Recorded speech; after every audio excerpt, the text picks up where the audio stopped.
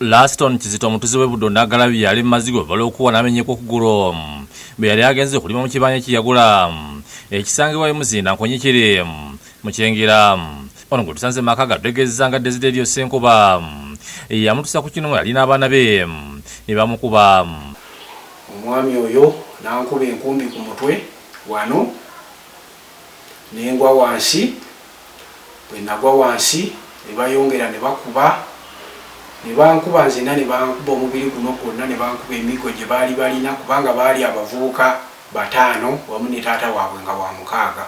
Ategeeza nti yekubira enduulu ku poliisi ey'ensanje esukira mu Demukwata n'atwalibwa mu kkooti bw'atyo n'asindikibwa kwa limande ekabasana kyokka teyabandalayo n'ayimbulwa. Awo wensabira buli gwe kikwatako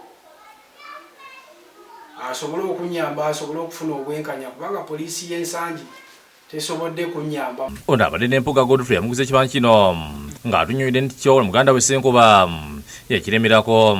Ono yakuba ono gw'omuyita otya? Anze muyita braza wange. Braza wo bamuta kakati ekagyali naye kati bakukyalo babeewala nti kooti twagiwa ssente emiliyoni 10.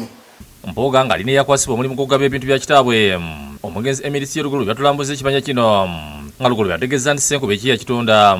Tugenze maka ga Senkuba gwalumiriza okuba Kizito ng'ategeeza nti ekibanja kye kubanga kitaabwe yali afa yalagira buli omu okusigaza ekibanja mwe yali alimira. N'amugamba mbu nkuguzizza ekitundu kino kati nagenda okubasinga nga mugamba nti ekitundu kino kiki kyange.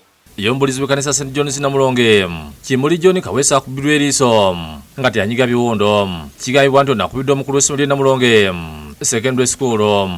Ono tumusanze yakomisibwa okuva mu ddwaliro e Mengo yaddusiddwa. Omubuulizi ategeeza nti yabadde agenda mu nnimiro okujja emmere nga wewajjiddwa omusajja yabadde ayagala okugula emiti egy'amabanda n'alagira abaana bamutemerera amabanda agatonda asobole okugula amasannyalaze bwe yabadde talina ssente zigagula olw'omuggalo. Kimuli agamba nti yagenze okulaba omukumi w'essomero ajja n'omukulu wali wanyaga Moses ne bamutegeeza nti kamukube anyumizeeko bakama be. Ye yawozeza kimu mu ababulizi bawo tukyabakuba nnyo okuba temutegeera temuyina amagezi busiru bwe bubakubya konze kubira Reverand naye Reverand wo tombuulira. Omubuulizi ategeeza nti yeetaaga obuyambi okumujjanjaba eriiso kuba takyalaba ate nga ssente nnyingi ezeetaagisa. Tugamba ye mwana nzaalwa yakuno ffe tuli batambuza abajja okukolako obukozi ssente n'olwekyo leero weetuli ate nkya tugenda kyekitukubya ndowooza kubanga ye nzaalwa yakuno. Bw'akomyewo okuva mu ddwaliro abasoma n'ababuulizi okuva e Gaasa ne Namulonge bazze okumulabako ne bavumirira ekikolwa ekyakoleddwa Lwanyaga. Basabye akulira ebyenjigiriza ewa Kiso kyenkino byakangavule Lwanyaga.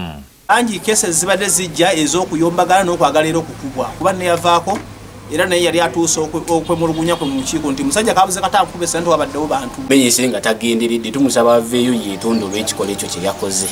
Abuddo Muwonge ne Bulegasi TV bakusakidde eggulya ino lwa Bukedde TV.